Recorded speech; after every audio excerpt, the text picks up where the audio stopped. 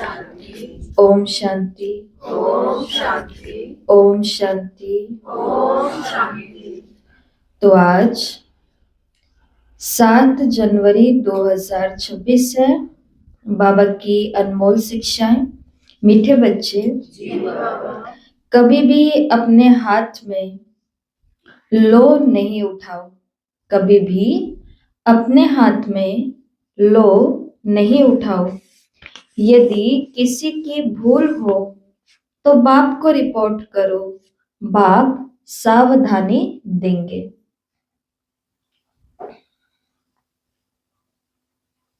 प्रश्न,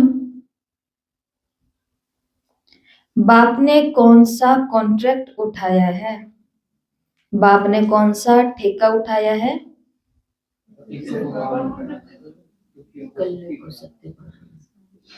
उत्तर, बच्चों के अवगुण निकालने का कॉन्ट्रैक्ट। बच्चों के अवगुण निकालने का कॉन्ट्रैक्ट एक बाप ने ही उठाया है। बच्चों की खामियां बाप सुनते हैं तो वो निकालने के लिए प्यार से समझाने देते हैं। अगर तुम बच्चों को किसी की खामी दिखाई देती है तो भी तुम अपने हाथ में लो नहीं उठाओ। लो हाथ में लेना ये भी भूल है, क्योंकि आपस में तो जो स्टूडेंट हैं वही रहते हैं। इसलिए बाबा ने कहा जो सेवा में साथ साथ रहते हैं, आते जाते साथ हैं, उठते बैठते साथ हैं, पढ़ते और सेवा भी साथ साथ करते हैं, तो एक दूसरे की कमियां बातें तो उन्हें पता चलती है ना। तो बाबा ने कहा अगर कोई कमी कोई खामी देख लो तो आपस में ही उसकी चर्चा नहीं करनी, ये राइट है, ये रॉन्ग है, इसे ऐसे करना चाहिए, इसे ऐसे नहीं करना चाहिए। बाबा ने कहा उसने तो भूल की, ऊपर से तुमने हाथ में लो ले लिया, तो ये भी तुमने भी भूल की। इसके लिए इससे अच्छा क्या होता है, निमित्त के पास जाना, उसको आराम से बैठ करके बात बताना कि इनके अंदर ये हमने चीज देखी, ये बात को फील कर रहे हैं, इनके मन में ये बात बैठी हुई है, हम तक ये बात आई है, आप इसका समाधान करो। तो बाबा ने कहा लो अपने हाथ में नहीं उठाओ, क्योंकि लो अपने हाथ में लेना ये भी भूल है। लेकिन निमित्त के पास बात कब आती है, जब पूरी खिचड़ी पक करके तैयार हो जाती है, तब उनको पता चलता है कि अरे ये क्या हो गया। इसके लिए ये भी एक भूल है। ओम शांति, ओम शांति, ओम शांति। ओम शांति। मीठे मीठे रूहानी बच्चे आते हैं बाप से रिफ्रेश होने, क्योंकि बच्चे जानते हैं बेहद के बाप से बेहद विश्व की बादशाही लेनी है। ये कभी भूलना नहीं चाहिए, परंतु भूल जाते हैं, माया भुला देती है। अगर ना भुलावे तो बहुत खुशी रहे। बाप समझाते हैं बच्चों, इस बैच को घड़ी घड़ी देखते रहो, चित्रों को भी देखते रहो, घूमते फिरते बैच को देखते रहो, तो पता पड़े बाप द्वारा बाप की याद से हम ये बन रहे हैं, दैवी गुण भी धारण करने हैं। यही समय है नॉलेज मिलने का। बाप कहते हैं मीठे मीठे बच्चों, रात दिन मीठे मीठे कहते रहते हैं। बच्चे नहीं कह सकते मीठे मीठे बाबा। जब बाप रात दिन कह सकता है तो बाबा ने कहा बच्चे नहीं कह सकते मीठे मीठे बाबा। कहना तो दोनों को चाहिए, दोनों ही मीठे हैं ना, कहते हैं ना। या बाबा को कभी कभी कहते हैं कि आप तो सुनते ही नहीं हो, आप तक तो मेरी आवाज जाती नहीं है, आपको मेरा दुख दिख नहीं रहा है, ऐसा तो नहीं बोलते। एक मिनट में बुलाते रहते, हाजिर हो जाता है। हाजिर हो जाता है। बाबा ने कहा ना परसों के नीचे वाला तो टाइम लेगा, रेडी होएगा। कोई तो बाबा को बोलना, जैसे तो बाबा आप बोलते हो दूसरा टाइम लेगा, आपको टाइम लेगा, इतने में तो काम हो ही जाता है। इतने में काम थोड़ा सा बस बाबा को कहना होता है। बाबा ने कहा दोनों को कहना चाहिए मीठे मीठे, दोनों ही मीठे हैं ना। बेहद के बाप दादा हैं। परंतु कई देह अभिमानी सिर्फ बाबा को मीठा मीठा कह देते हैं, दादा को नहीं कहते। किसको कहते हैं? बाबा को, क्योंकि उसको तो अपनी तरह एक शरीर समझ रहे हैं ना, इसके लिए बाबा ने कहा कहना दोनों को चाहिए, क्योंकि दोनों बाबा ही कैसे हमारे मीठे हैं, या एक मीठा है एक कड़वा है, ऐसा तो नहीं है ना। परंतु कई देह अभिमानी सिर्फ बाबा को मीठा मीठा कहते हैं। कई बच्चे तो गुस्से में आकर फिर कभी बाप दादा को कुछ भी कह देते हैं। कभी बाप को कहा तो कभी दादा को कहा, बात तो एक ही हो जाती है। कभी ब्राह्मणी पर और कभी आपस में नाराज हो पड़ते हैं। तो बेहद का बाप बैठ बच्चों को शिक्षा देते हैं। गांव गांव में बच्चे तो बहुत है, सबको लिखते रहते हैं। तुम्हारी रिपोर्ट आती है, तुम गुस्सा करते हो। बेहद का बाप इसको देह अभिमान कहेंगे। बाप सबको कहते हैं बच्चों देही अभिमानी भव। सब बच्चे नीचे ऊपर होते रहते हैं, इसमें ही माया। जिसको समर्थ पहलवान देखती है उससे लड़ाई करती है। महावीर हनुमान के लिए दिखाया है कि उनको ही हिलाने की कोशिश की। इस समय ही सबकी परीक्षा लेती है। माया से हार जीत सबकी होती रहती। लड़ाई में समृद्धि विस्मृति सब होता है। जो जितना समृद्धि में रहते हैं, निरंतर बाप को याद करने की कोशिश करते हैं, वो अच्छा पद पा सकते हैं। बाप आए हैं बच्चों को पढ़ाने, सो तो पढ़ते रहना है, श्रीमत पर चलते रहना है। श्रीमत पर चलने से ही श्रेष्ठ बनेंगे, इसमें कोई से बिगड़ने की बात नहीं। बिगड़ना माना क्रोध करना, भूल आदि करते हैं तो बाबा के पास रिपोर्ट करनी चाहिए। खुद किसी को नहीं कहना चाहिए। फिर जैसे कि लो हाथ में ले लिया, गवर्नमेंट लो हाथ में उठाने नहीं देती।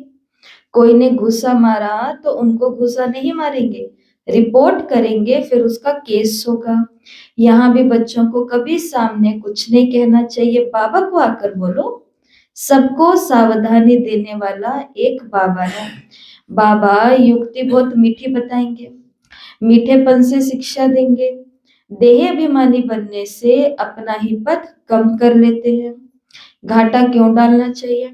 जितना हो सके बाबा को बहुत प्यार से याद करते रहो। बेहद के बाप को बहुत प्यार से याद करो, जो बाप तुम्हें विश्व की बादशाही देते हैं। सिर्फ दैवी गुण धारण करने हैं, किसी की भी निंदा नहीं करनी। देवताएं किसी की निंदा करते हैं क्या? परंतु कई बच्चे, बाबा ने कहा ये डोज है उनके लिए, निंदा करे बिगर रह नहीं सकते। ये बाबा बाहर वालों के लिए बोल रहा है या हम अपने बच्चों के लिए बोल रहा है? अपने बच्चों के लिए बोल रहा है। और ये कितनी लज्जा की बात है कि डायरेक्ट भगवान की पालना मिलने के बाद भी भगवान को ये कहना पड़ रहा है कि कई ऐसे बच्चे हैं जिनसे निंदा किए बिगर रह ही नहीं जाता। तुम बाप को बोलो तो बाप बहुत प्यार से समझाएंगे। 4th टाइम बाबा ने कहा है, करते हैं ना आपस में कभी कभी, इन्होंने ऐसा गलत कह दिया, इन्होंने ऐसा क्यों कह दिया, इन्होंने थोड़ा ज्यादा कह दिया, इन्होंने तो इनको कुछ भी नहीं कहा। बाबा ने कहा ऐसा करने से, परंतु अब जिसकी आदत बन पड़ी है तो उसको बहुत तपस्या करनी पड़ेगी अपनी इस आदत को सही करने के लिए। तुम बाप को बोलो तो बाप प्यार से समझाएंगे, नहीं तो टाइम वेस्ट होता है। निंदा करने से तो अच्छा बाप को याद करो तो बहुत बहुत फायदा होगा। कोई से भी वाद विवाद ना करना, ये बहुत अच्छा है। तुम बच्चे दिल में समझते हो हम नई दुनिया की बादशाही स्थापन कर रहे हैं। अंदर में कितना फकूर रहना चाहिए। और होता क्या है, जब ऐसा नुकसान, बाबा ने कहा नुकसान जब हो जाता है ना, फायदा तो होता नहीं, बदले में क्या हो जाता है, नुकसान हो जाता है। नुकसान होने पर जब निमित्त को पता चलता है, या उस समय बाबा को पता चलता होगा, या आज अगर सभी निमित्त भी अपनी बात करें तो उनको पता चलता है, तो उससे क्या होता है, कुछ भी नहीं होता, सच में कुछ नहीं होता। कितना कितना नुकसान होता है उससे। जिस स्थान पर तपस्या चल रही है, जिसका वायुमंडल और वातावरण दुनिया से न्यारा बनाने के लिए, जहां पर कंटिन्यू कुछ ना कुछ सेवाएं, योग, तपस्या और ऐसी चर्चाएं, यज्ञ निरंतर चल रहा है, तो ये भी उस यज्ञ के अंदर एक पानी डालने जैसा काम ही होता है ना।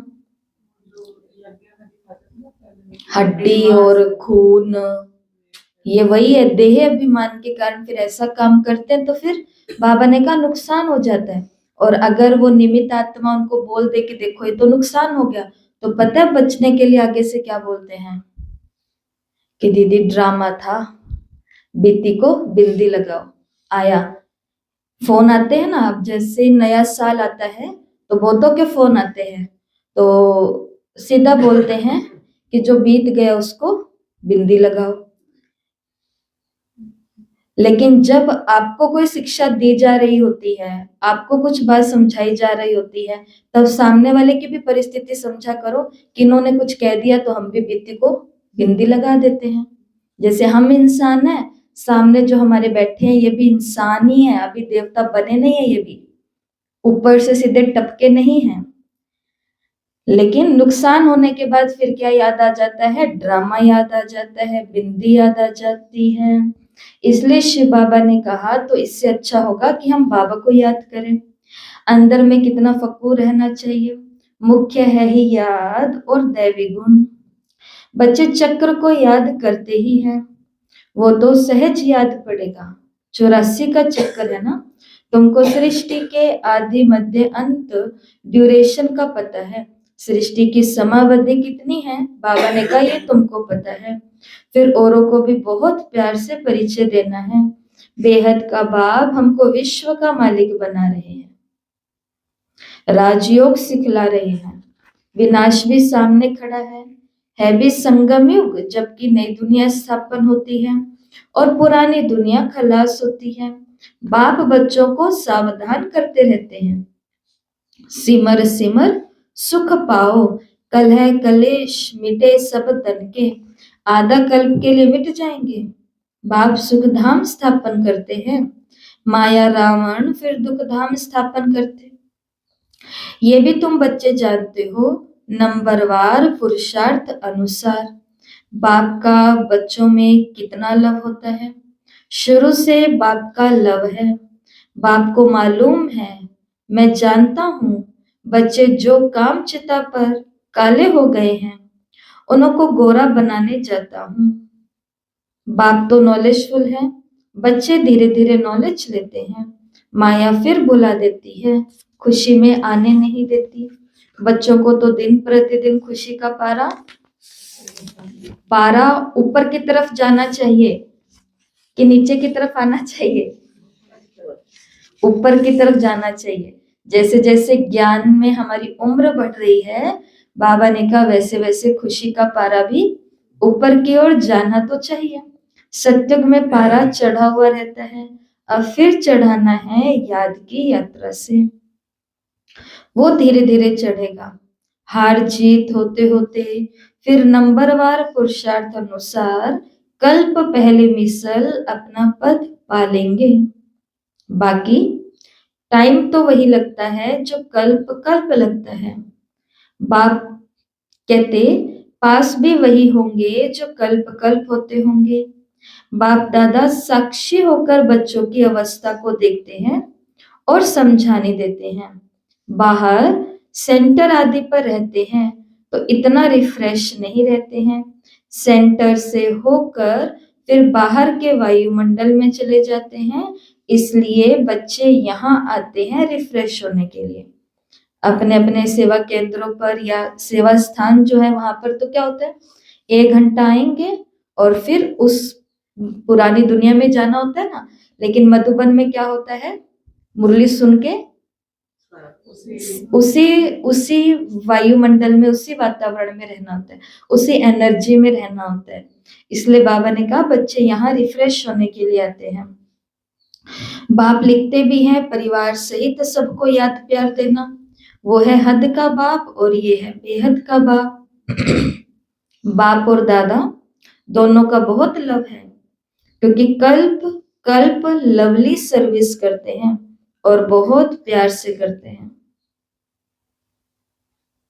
अंदर तरस पड़ता है, बाबा बहुत प्यार से हमें ऊपर उठा रहे हैं ना, एक तो फिर बाबा को तरस पड़ता है किस बात का, नहीं पढ़ते हैं या चलन अच्छी नहीं चलते हैं, श्रीमत पर नहीं चलते हैं, तो बाप को तरस पड़ता है कि ये कम पद पाएंगे। और बाबा क्या कर सकते हैं, वहां और यहाँ रहने में बहुत फर्क है, परंतु सब तो यहाँ नहीं रह सकते। बच्चे वृद्धि को पाते रहते हैं, प्रबंध भी करते रहते हैं। ये भी बाबा ने समझाया है, ये आबू सबसे भारी तीर्थ है। बाप कहते हैं मैं यहाँ ही आकर सारी सृष्टि को 5 तत्वों सहित सबको पवित्र बनाता हूँ। कितनी सेवा है। एक ही बाप है जो आकर सर्व की सदगति करते, सो भी अनेक बार किया है। ये जानते हुए भी भूल जाते हैं, तब बाप कहते हैं कि माया बड़ी जबरदस्त है। आधा कल्प इनका राज्य चलता है, माया हराती है, फिर बाप खड़ा करते हैं। बहुत लिखते हैं कि बाबा हम गिर गया। बाबा ने कहा अच्छा फिर नहीं गिरना, फिर भी गिर पड़ते हैं। गिरते हैं तो फिर चढ़ना ही छोड़ देते हैं, कितनी चोट लग जाती है। और जब बार बार बार बार आत्मा से गलतियां होती है, तो अंदर से उसका जो पूरा मनोबल है ना, मनोबल, तो वो पूरा टूट जाता है। और फिर उसको गलाने भाव आता है, और फिर वो सोचती है कि वो आत्मा सोचती है कि मुझे इस मार्ग पर चलना ही नहीं है, क्योंकि जो बाबा बताते हैं वो मैं करता तो हूं नहीं। फिर अंदर में बुरा भी लगता है। इसके लिए बाबा ने कहा वो क्या करते हैं, पढ़ना छोड़ देते हैं, चढ़ना छोड़ देते हैं, क्योंकि पता है चढ़ेंगे तो गिरेंगे, चढ़ेंगे तो गिरेंगे, चढ़ेंगे तो गिरेंगे। बाबा ने कहा यहाँ तक इतनी चोट लग जाती है, सबको लगती है, सारा मदार पढ़ाई पर है। पढ़ाई में योग ही है। फलाना मुझे ये पढ़ा रहे हैं, अब तुम समझते हो बाप हमको पढ़ा रहे हैं। यहाँ तुम बहुत रिफ्रेश होते हो। गायन भी है, निंदा हमारी जो करे, मित्र हमारा सोए। भगवानुवाच मेरी गलानी बहुत करते हैं, मैं आकर के मित्र बनता हूँ। बाबा कहते मेरे से ज्यादा तो गलानी नहीं हुई ना तुम्हारी। भगवान जैसी हस्ती को ही कण कण में, तुझ में, मुझ में, सब में बोल दिया, ठीकर भीतर में बोल दिया। सब कुछ बोलने के बाद उससे सब हड़प भी लिया, और सब हड़पने के बाद उसको कह दिया कि तू मेरे लिए करता ही क्या है। तो इतनी ज्यादा उसकी इंसल्ट, इतनी ज्यादा उसकी निंदा, इतनी ज्यादा उसकी गलानी, तो भी वो आकर के क्या बनता है, हमारा मित्र। इसलिए बच्चों को क्या सिखाते हैं कि शिव बाबा आपका गुड फ्रेंड है। छोटे छोटे बच्चों को क्या सिखाना चाहिए कि आपके बहुत सारे फ्रेंड्स हैं, लेकिन गुड फ्रेंड कौन है, शिव बाबा। तो बाबा कहते कि मैं आकर के मित्र बनता हूँ। कितनी निंदा करते हैं, मैं तो समझता हूँ सब हमारे बच्चे हैं। कितनी मेरी प्रीत है इनके साथ, निंदा करना अच्छा नहीं है। इस समय तो बहुत खबरदारी रखनी चाहिए। और फिर भी ये मुरली तो बहुत ही समय पहले की है, बहुत ही वर्षों पहले की है, आधा दशक पहले की है लगभग।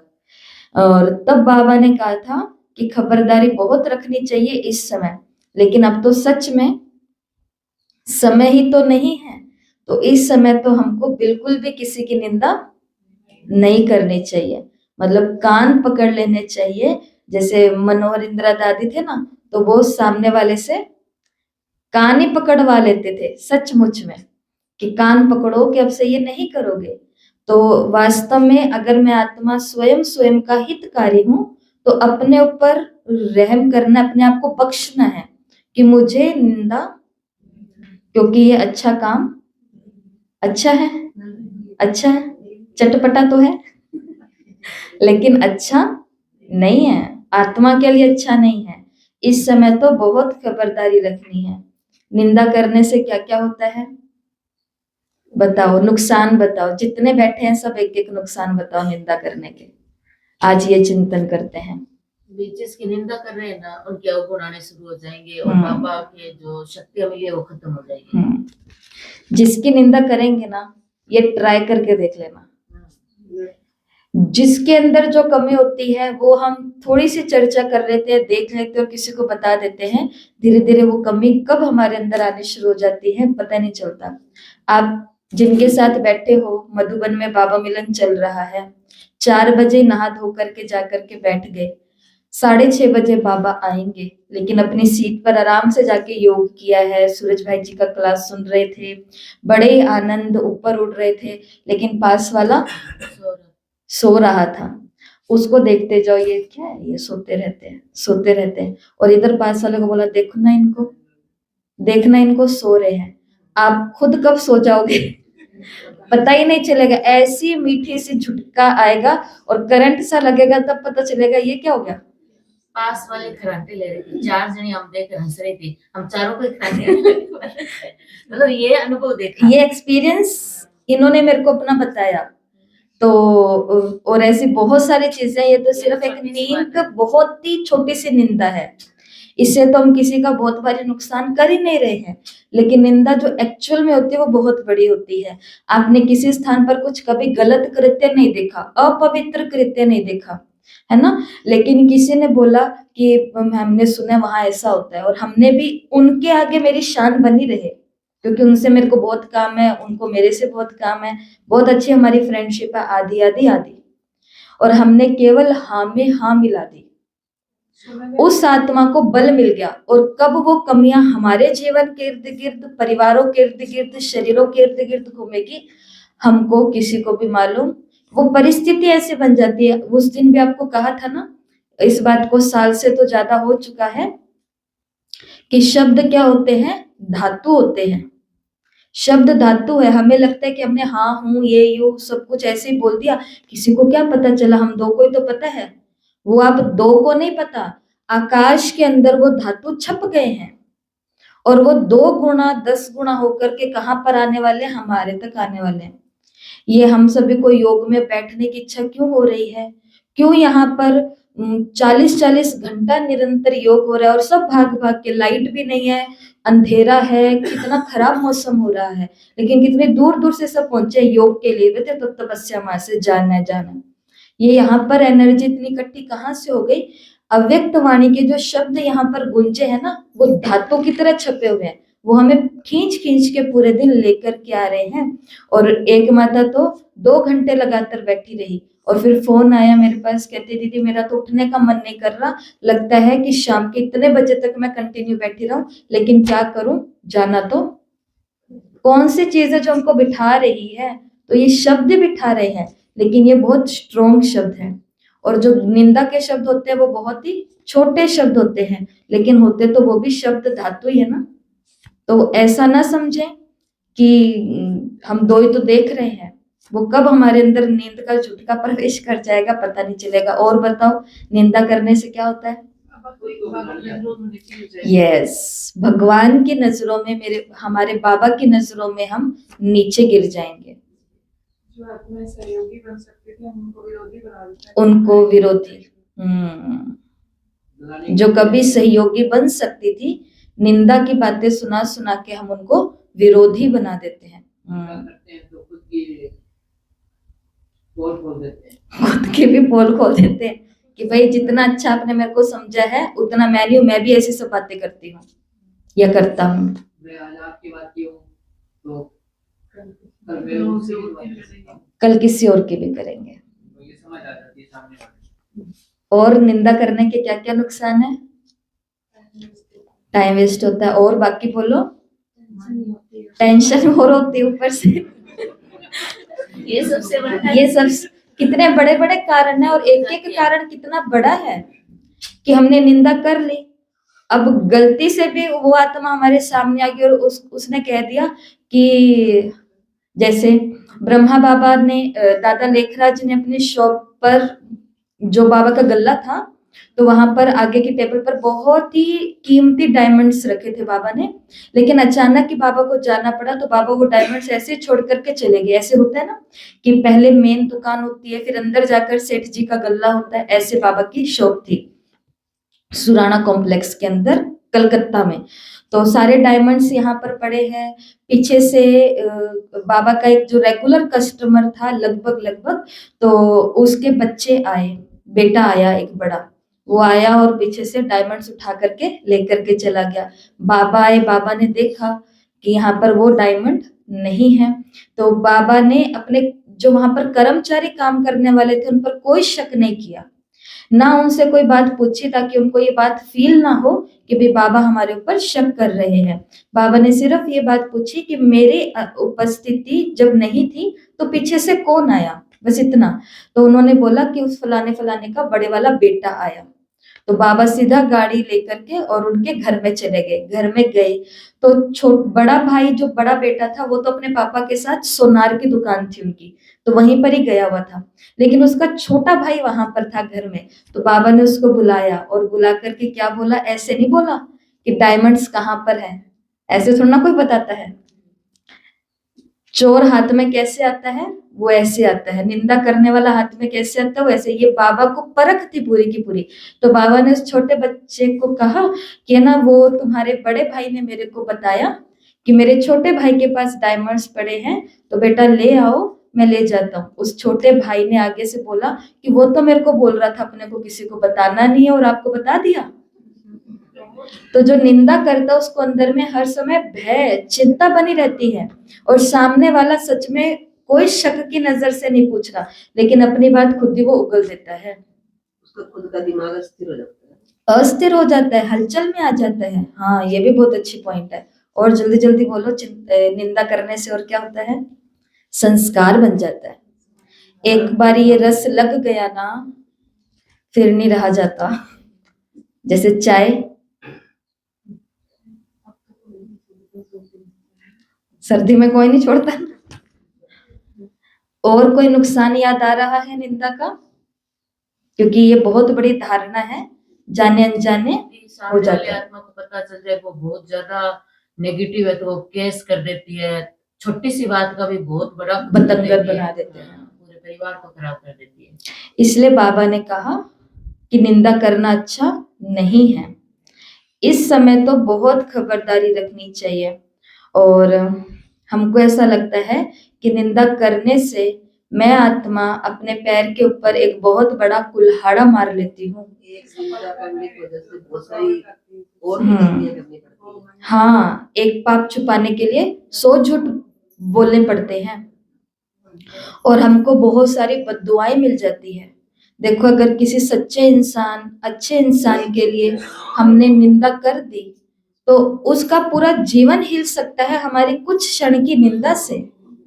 और उसका पूरा जीवन जो हमने हिलाया, वो सारा का सारा बोझ किसके ऊपर आ जाएगा, हमारे ऊपर आ जाएगा, निंदा करने वाले पर।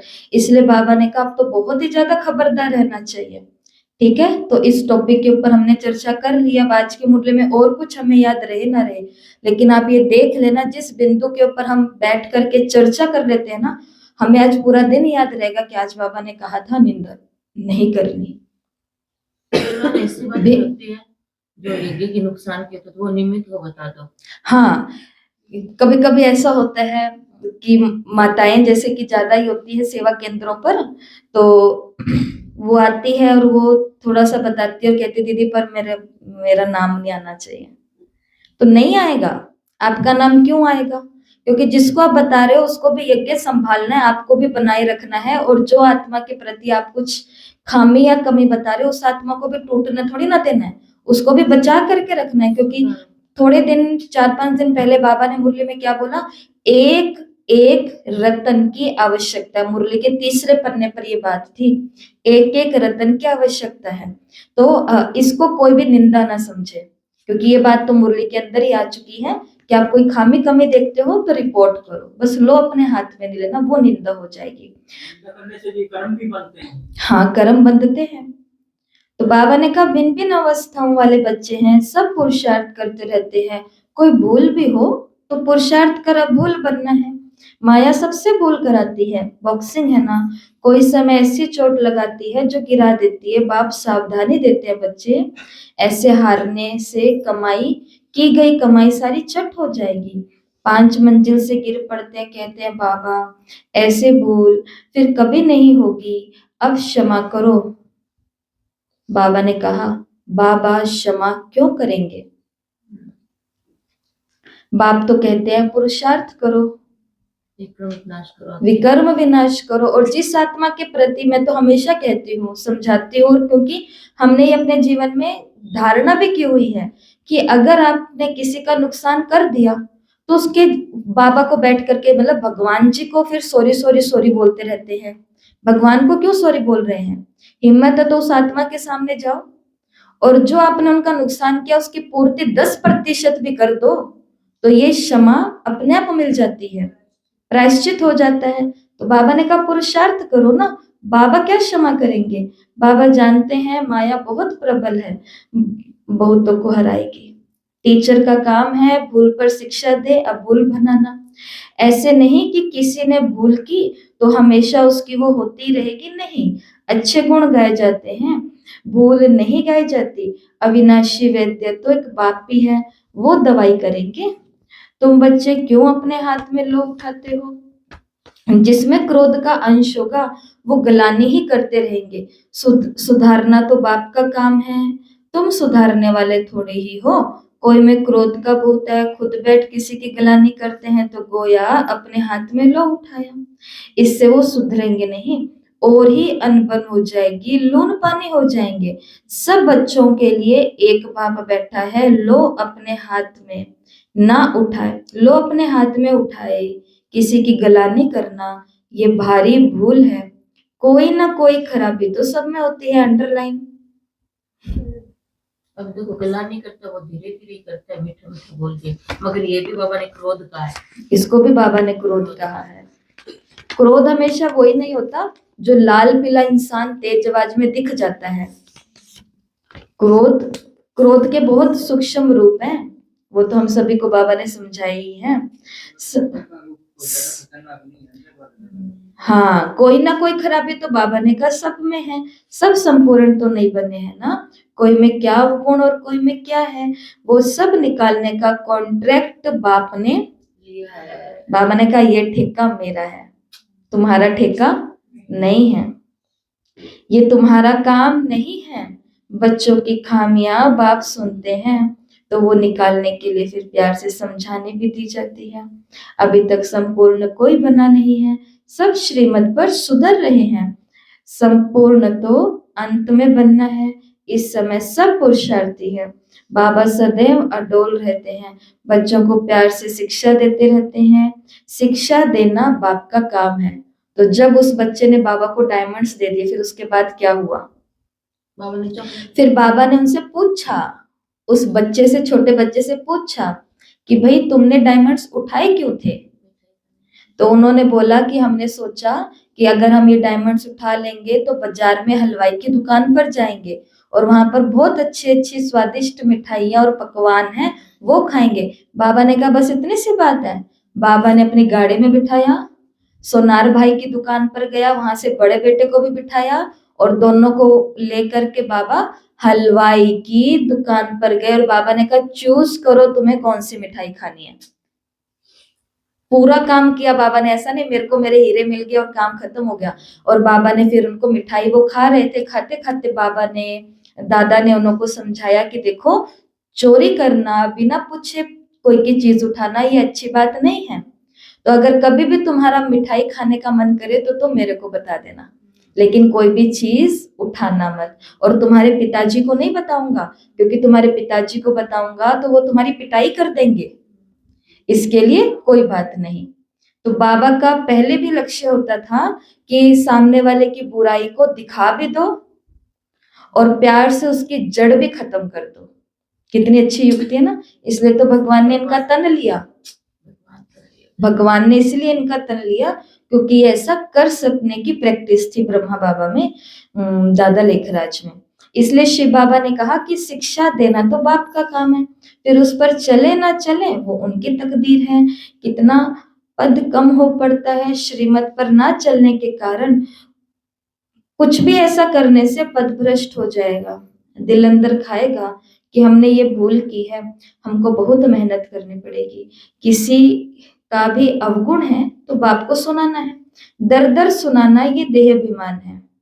बाप को याद नहीं करते हैं, अव्यभिचारी बनना चाहिए। दर दर पे, घर घर पे बाइक, स्कूटियां, गाड़ियां ले लेकर के जाते हैं और जाके बैठ के चाय नाश्ता करके आराम से फुर्सत से मिल करके उस इंसान की क्या करते हैं, निंदा करते हैं। कितनी गलत बात है ये।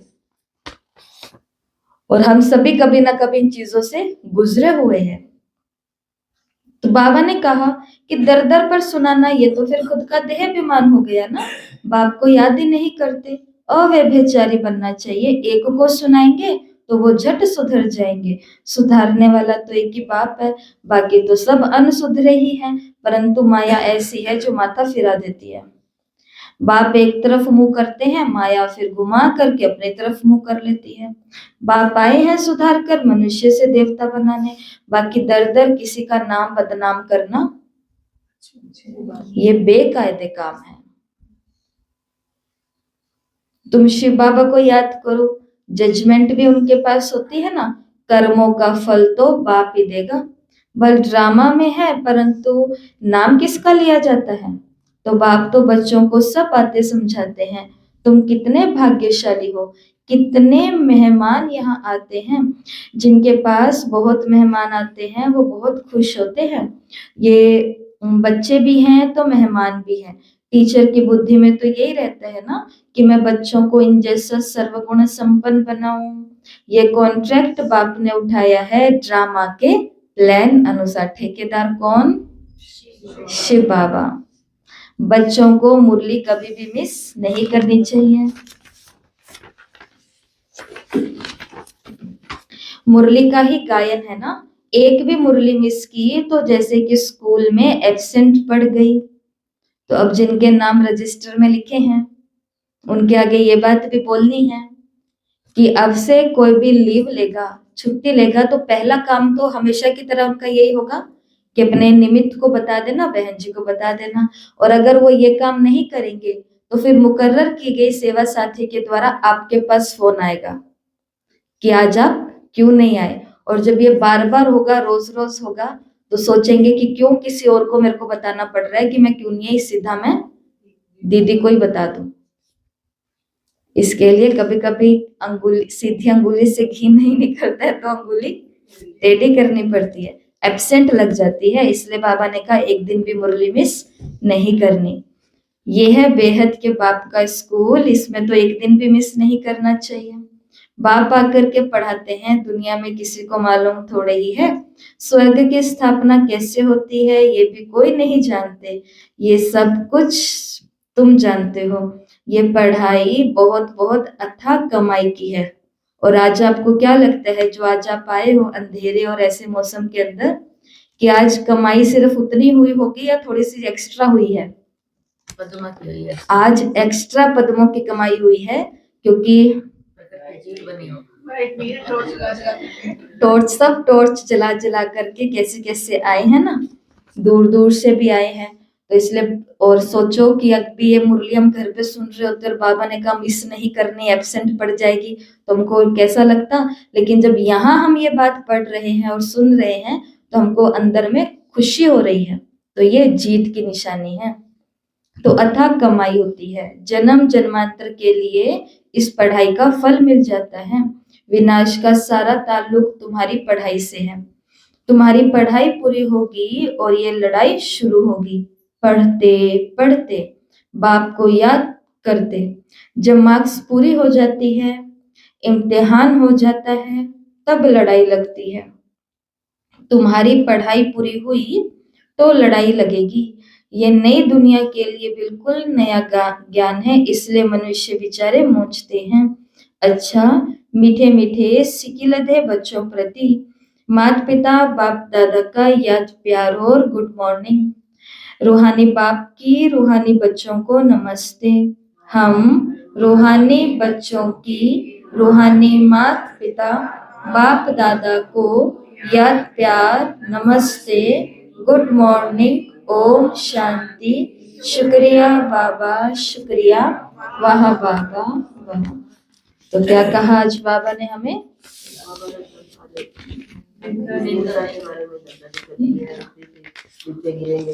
हाँ, बाबा ने कहा ये भी एक देह अभिमान है, किसी की गलानी निंदा करनी।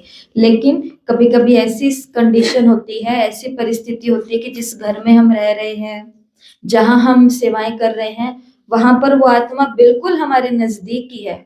कहाँ जाएंगे उनको छोड़ करके, क्या करेंगे? तो फिर उसके लिए भी बाबा ने तोड़ दे दिया, निंदा हमारी जो करे मित्र हमारा सोए। कि भाई इसको अब क्या समझो, अपना मित्र समझो। और देखो, थोड़े दिन पहले भी आपको बोला था, जो आपकी वाहवाही करता है, आपके लिए ताली बजाता है, वो आपको तरक्की नहीं दिलवाता। आपको तरक्की कौन दिलवाता है? जो ये कहता है आप कुछ करते ही नहीं हो। फिर हम खुद को प्रूफ करने के लिए खुद को और बेहतर बनाते हैं, और बेहतर बनाते हैं, और बेहतर और बेहतर बनाते बनाते उनको दिखाने बताने के चक्कर में आत्मा अपने ऊपर की स्थिति पर पहुंच जाती है, जहां पर उसको किसी को कुछ नहीं दिखाना, किसी को कुछ नहीं जताना, और उसने किसको प्राप्त कर लिया? उन्नति को प्राप्त कर लिया। इसके लिए मित्र ऐसे भी देखते हैं, जब निंदा करता है ना, वो अपने पाप, हमारे पाप ले लेता है, धो देता है। कबीरदास जी ने बोला ना, कबीरदास जी ने बोला ना, फ्री की साबुन नहीं है, फ्री की साबुन। और क्या कहा आज बाबा ने? चलो, निंदा वाला पॉइंट तो हमको बहुत याद रहेगा। मुरली कभी मिस नहीं करनी है। थोड़े दिन पहले आपको परसों शांति दीदी की क्लास भेजी थी ना, छोटी सी क्लास है, उसके अंदर उन्होंने मुरली की धारणा ही बताई है। तो मुरली की धारणा के अंदर विशेष कौन सा? उन्होंने कहा कि ये फोन से हम सुनते हैं कि पढ़ते हैं, टीवी के थ्रू जो हम सुनते हैं, देखते हैं, पढ़ते हैं, तो वो सभी तो रिपीटेशन के लिए, रिवीजन के लिए है। लेकिन जो ताकत, पढ़ाई तो वहां पर मिलेगी, लेकिन ताकत कहाँ मिलेगी? वो संगठन में मिलेगी। और आत्मा को ज्ञान की आवश्यकता नहीं है, ज्ञान तो मिल गया ज्ञान आत्माओं को ताकत की आवश्यकता है कि उस ज्ञान को धारण कैसे करूं। इसलिए कल आपसे लिखवाया ना, कौन कितने घंटा योग करता है, तो उसमें क्या कहा? जो यहाँ पर योग कर रहा है बस वही बताना, घर पे तो हम कर ही रहे हैं निसंदेह, लेकिन संगठन और यहाँ वाला। और आज की मुरली में 2 वर्ड तो सुना दी। और क्या कहा बाबा ने? बाबा ने कहा सुधारने का ठेका मेरा है, इसलिए अगर तुम किसी में कोई कमी खामी देख लो तो रिपोर्ट करो, आपस में ही लो, हाथ में नहीं उठाना। ठीक है? खुशी का पारा हमेशा चढ़ा रहना चाहिए, और क्रोध नहीं करना, देह अभिमान है। पहलवान जो होगा तुम्हारा, बाबा ने कहा कोई बात नहीं, गिर जाओ फिर खड़े हो जाओ, बॉक्सिंग पहलवान होता है। एक गुस्सा खाओ तो 2 गुस्सा मारो भी तो सही, फिर खा लो, फिर मारो, फिर खा लो। बाबा ने कहा ऐसे करते करते तुम संपूर्ण बन जाओगे। लेकिन छोड़ना नहीं है, थकना नहीं है, बस इतना सा ख्याल रखना है। कोई संपूर्ण नहीं बना है, खामी सभी में है। एक बार गिर जाते थे,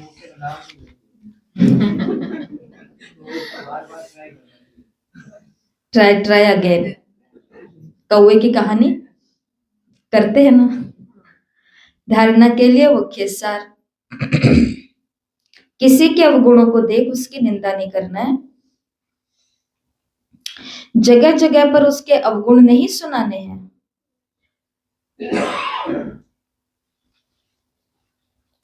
अपना मीठापन नहीं छोड़ना है, मीठापन, भोलापन, अपना मीठापन नहीं छोड़ना है। क्रोध में आकर किसी का सामना नहीं करना है। जो गृहस्थी में रहते हैं उनके लिए कितनी सुंदर ये शिक्षा है। घरों में रोज कितनी बातें होती हैं, तो बाबा ने कहा जिसकी बात है, घर का जो बड़ा है या जो समाधान कर सकता है उसको बताओ, बाकी दर दर हर एक को अपने घर के अवगुण बताने, कहानियां बताने की कोई आवश्यकता। खुद ही खुद को घर का खत्म कर लेते हैं, नुकसान कर देते हैं। इसके लिए कभी भी किसी का क्रोध में आकर के सामना नहीं करना है। दूसरा, सबको सुधारने वाला एक बाप ही है, सबको सुधारने वाला एक बाप ही है, इसलिए एक बाप को ही सब सुनाना है, अव्यभिचारी बनना है, मुरली कभी मिस नहीं करनी है। तो बाबा के सामने कोई बात आई है ना कि किसी ने बाबा को वो बात नहीं बताई, बस आपस में ही वो बातें चल रही हैं, तो बाबा ने आज पूरी मुरली इसी पर ही चलाई है कि तुमको दर दर भटकने वाला व्यभिचारी नहीं बनना, तुमको अव्यभिचारी बनना है। सुननी भी एक से है और सुनानी भी एक को ही है। वरदान, आज प्यारे बाबा ने हमें वरदान दिया, सदा साथीपन की स्मृति,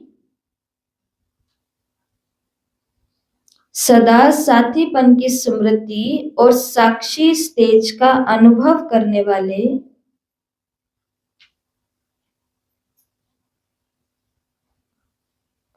शिवमयी शक्ति स्वरूप कंबाइंड भव।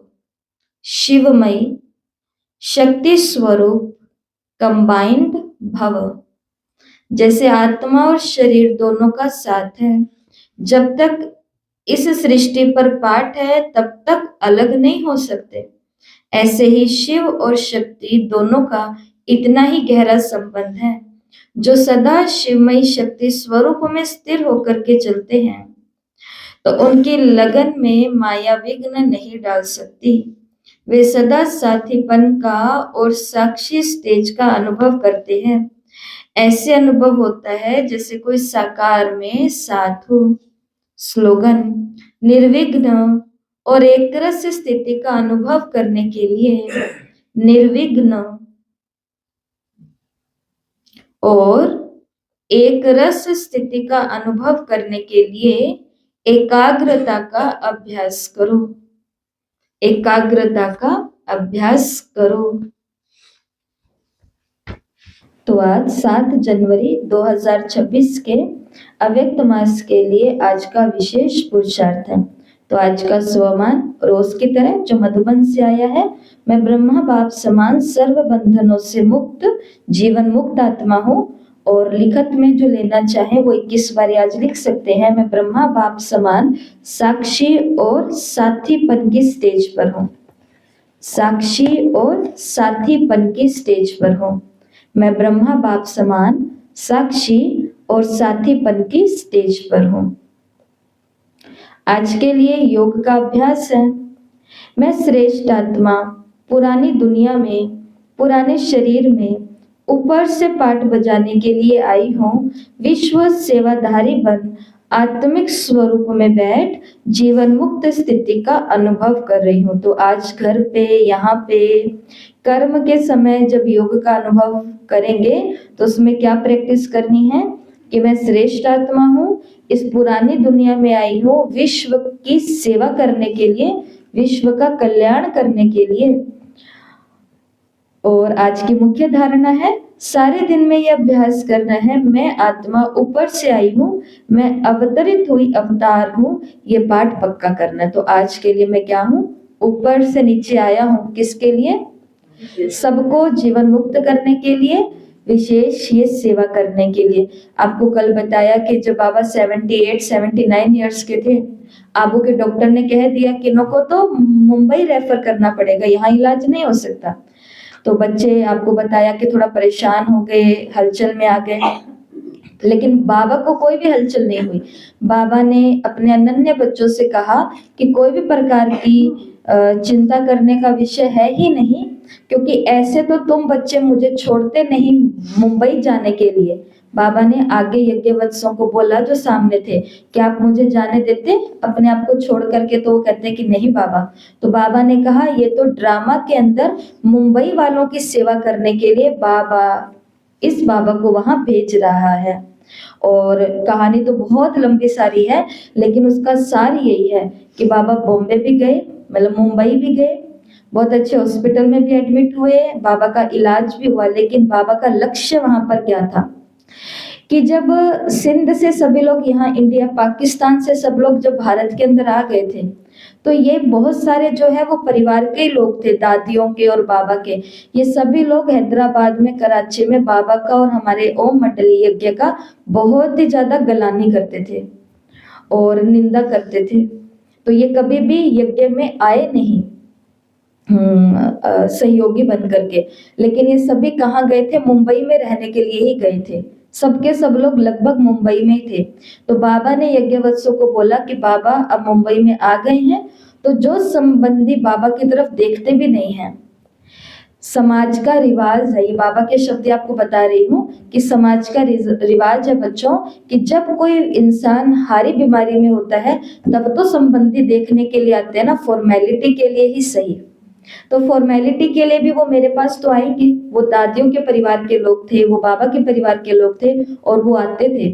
और जब वो आते थे तो वो देखते थे कि जब ये दादा लेखराज कराची में था, हैदराबाद में था, तो इनका यज्ञ क्या था, और आज ये माउंट आबू में आ गए हैं, इनके अलग अलग सेंटर खुल रहे हैं, क्योंकि ये तब की बात है जब सेंटर खुलना मुंबई में और इधर उधर शुरू हो गए थे।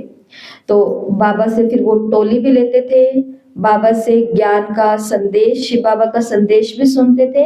और जब बाबा मुंबई में गए और मुंबई से जब ठीक होकर के बाबा आ गए, और फिर मुंबई की सेवाएं बहुत ही ज्यादा उन्नति की ओर आगे बढ़े।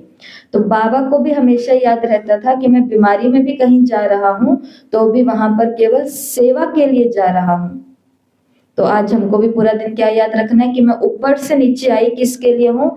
इन घर वालों का केवल काम करने के लिए नहीं, इनको केवल ज्ञान सुनाने के लिए नहीं, अपनी केवल सेवाओं को आगे बढ़ाने के लिए नहीं, इनको खिलाने पिलाने के लिए नहीं, संतान उत्पत्ति के लिए नहीं, उनकी संतानों को संभालने के लिए नहीं, ये तो सब करने हैं। लेकिन मैं आत्मा किस लक्ष्य से आई हूँ? विश्व का कल्याण करने के लिए, विश्व की सेवा करने के लिए। और क्या सेवा है? अव्यक्त इशारों की जीवन मुक्ति प्राप्त कराने के लिए। होगा आज ये काम? पूरा दिन याद रखना है कि मैं अवतरित हुई आत्मा हूँ, और लास्ट में आज के अव्यक्त इशारे इसमें सब समझ जाएंगे। अपने को वर्तमान समय में टीचर हूँ, मैं स्टूडेंट हूँ, मैं सेवाधारी हूँ, ऐसा समझने के बजाय अमृत वेले से ये अभ्यास करो, मैं श्रेष्ठ आत्मा ऊपर से आई हूँ इस पुरानी दुनिया में, पुराने शरीर में सेवा के लिए। मैं आत्मा हूँ, ये पाठ अभी और पक्का करो। मैं सेवाधारी हूँ, ये तो पक्का पाठ है ना, लेकिन मैं आत्मा सेवाधारी हूँ, ये पाठ पक्का कर लो तो जीवन मुक्त बन जाएंगे। तो हमें भी कभी कभी बंधन सा महसूस होता है ना, क्या है घर में ये करना पड़ रहा है, घर पे भी करो, यहाँ पर भी करो, सब जगह करना पड़ रहा है। तो वो मुक्त अवस्था कब अनुभव होगी? जब मैं सेवाधारी हूँ कट होकर के हो जाएगा, मैं आत्मा सेवाधारी हूँ। ठीक है, ओम शांति।